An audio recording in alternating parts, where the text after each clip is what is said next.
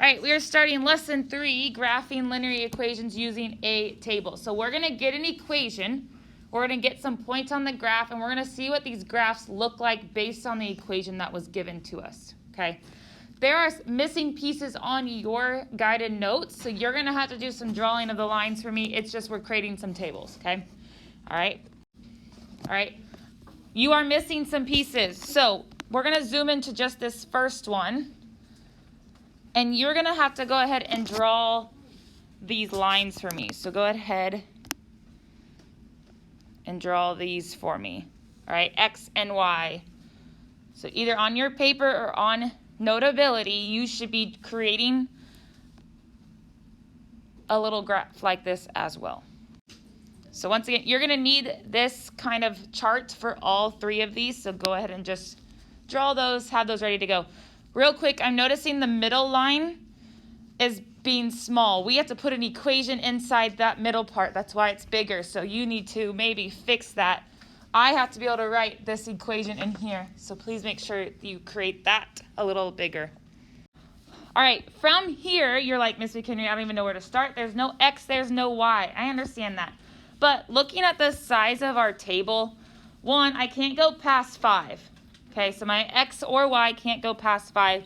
And usually when you see these kind of tables, we're going to start at a -2. Let me get my pencil out. Ooh, I'm drawing on there. -2. I wish I'd try to zoom in. There's a -1, 0, 1, and 2. The reason why I'm going to start at negative, I want to see this graph go through a negative part. All we're doing, guys, is we're using this equation to see what this graph looks like.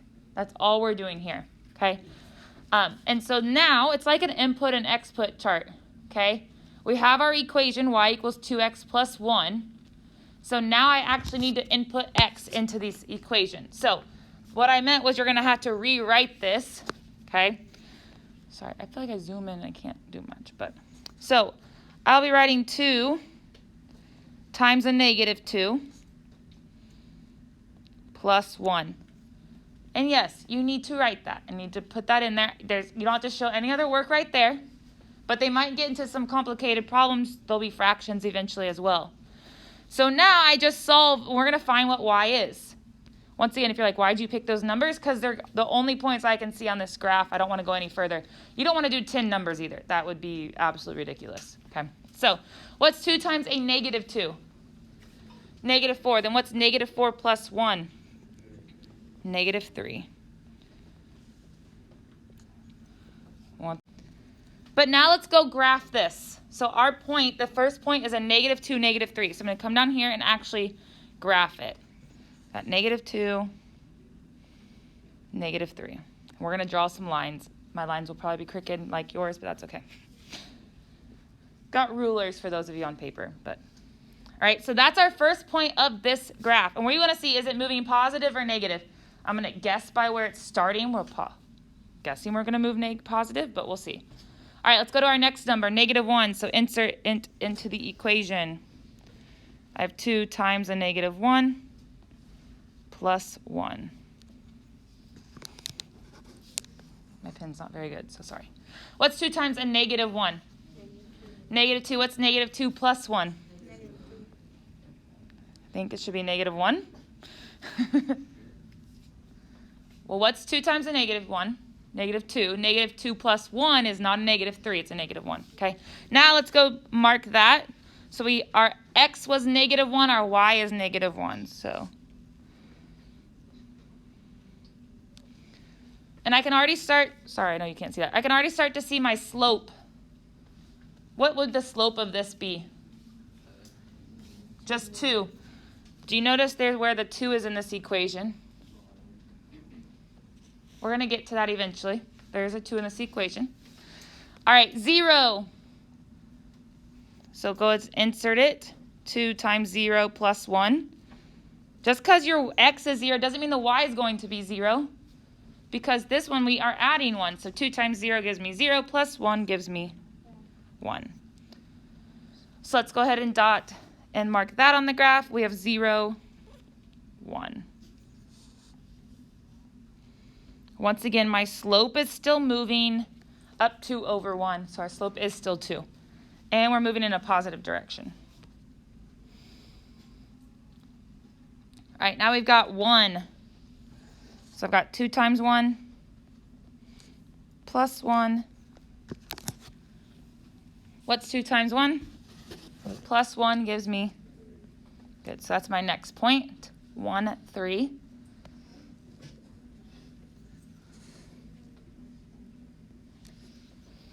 So go ahead and mark that on the graph as well.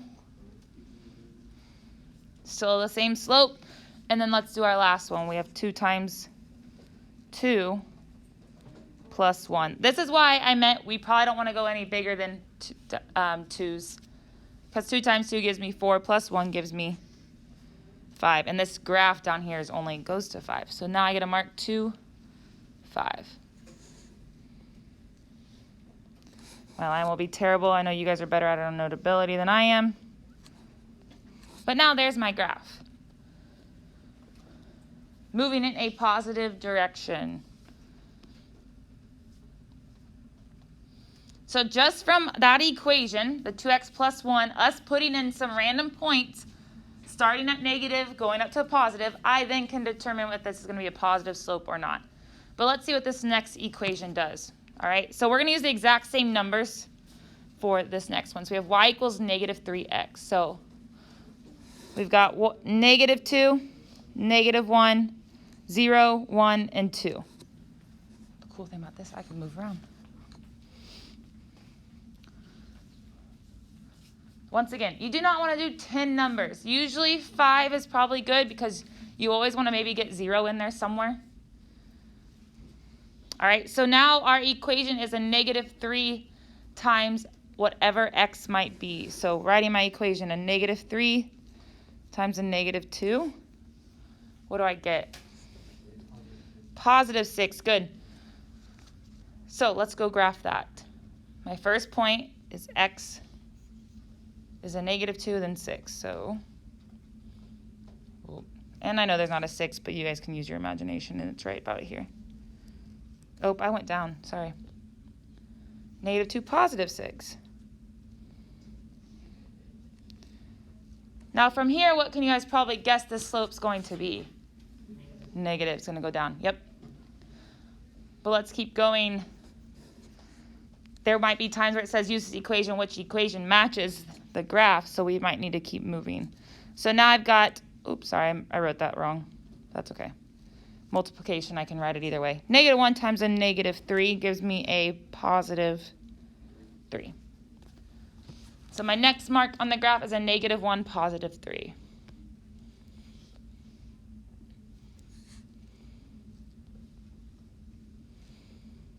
I can see a slope of maybe a negative 3 slope right now. Going down 3 makes it negative. All right, 0. A negative 3 times 0, I get 0. Mark it on my graph. Once again, it's still going down 3 over 1, so our slope is a negative 3 right now. Make sure it's still doing that. So now I have 1 times a negative 3. Sorry, I keep saying it wrong. My bad, but it's still multiplying, so it doesn't really matter. What's 1 times a negative 3? Good. Don't forget to keep those together. So we're going to mark a 1, negative 3. Same slope. And then our last one is 2 times a negative 3. And I'll write it correct this time. Should get a negative 6. So graph 2, then negative 6. Try your best to maybe draw a line if you can.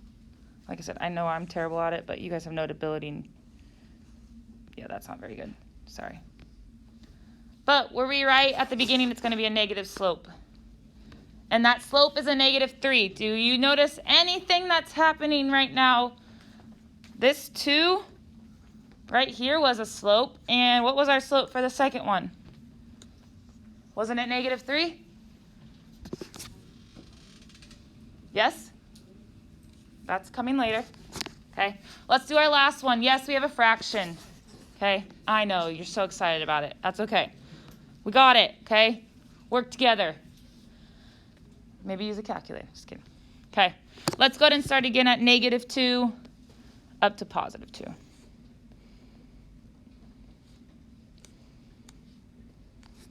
-2, 1, 0, 1, 2.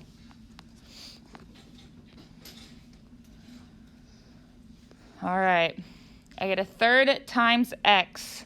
I'm going to write mine a little different so I have enough room. 1/3 times a -2, then -2. Well, you may not have a handy dandy calculator out, so would look like this, right? Whoops, sorry, I say look like this and you can't even see it. Do we agree it'd look like this? Right? When I multiply 1/3 times 2? I know there's a negative, but we'll get there. What do I get? 2 what? And it's going to be a -2/3. What's a -2/3 then? -2.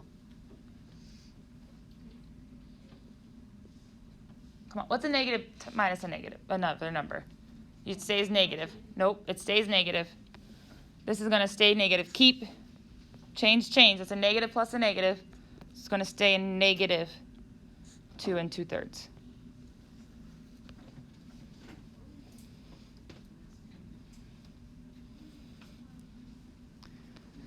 So let's go write that out. Okay. Now you're like, how do I graph that, Miss McHenry? We're just going to have to make our best estimated guess. So we're at a -2, then we're going to go down -2 2/3. So -2, my best. Should be a little closer to 3, a little past the middle because it's 0.66. Trying your best to graph those, okay? Next one is a -1. Well, ones are easy or friendlier. So 1/3 times a -1 -2. Anything times 1 is just itself, right? So this becomes a -1/3. I'll zoom out. So I have -1/3 -2. Keep, change. So what does this become then? A -2 and 1/3. So this one's a lot closer. Sorry, I'm zooming out for you. So -2 and 1/3. This slope's pretty close together, would you agree? So I'm at -1. Maybe right around, sorry, I keep drawing, whoops, that's not what I want. There's my dot, it's not probably what I want, but it's close enough. All right, 0 should be easy. 1/3 times 0 -2, what's that just gonna give me? Go to -2. So we're moving by 1/3. Our slope is a 1/3 right now. Is it positive or negative though? It is positive. So there's my line so far. It's not going to be perfect because we're not splitting these thirds up perfectly, and that's okay. All right, 2 more. I know you love the fractions. So we have 1/3 times a +1 -2. Well, 1 times anything is just itself.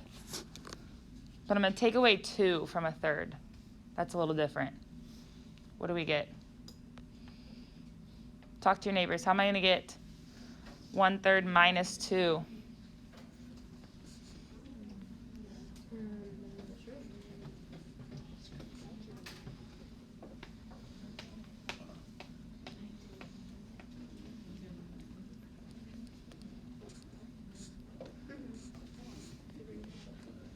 How do I take 2 away from 1/3 away from 2? What am I going to have to do? Break this down to what? 1 3/3. Come on, you guys know this. What's then 3/3 minus 1/3? 2/3, and I bring down the 1. So we get 1 2/3, but it's negative. Negative. You have to borrow from your wholes. Okay? So we have negative 1 2/3. Now, if you notice the slope, we're just moving by 1/3, so you just keep going down 1/3 every single time. So our slope is 1, positive 1, but then a negative 1 2/3. Maybe right around there.